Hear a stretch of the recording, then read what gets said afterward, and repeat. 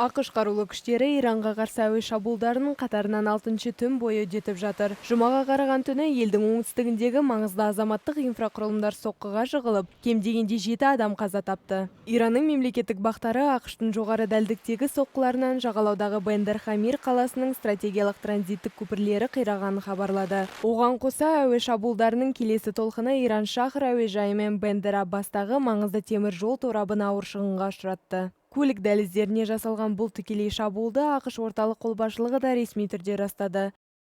Министрліктің мәліметінше, жойғыш ұшақтар, әскери кемелер мен ұшқышсыз ұшу аппараттарының бірлескен күші Иранның ондаған логистикалық орталықтарын, жағалауды бақылау бекеттері мен әуе шабуылына қарсы қорғаныс жүйелерін істен шығарған. Бұған жауап ретінде Тегеран, Бахрейн мен Кувейттегі америкалық әскери базаларға баллистикалық зымырандармен жаппай соққы берді. Иран билігі бұл қадамды отан үшін жанын қиған шейттердің кегін алу деп атап, өз әрекеттерін толықтай аяқтады.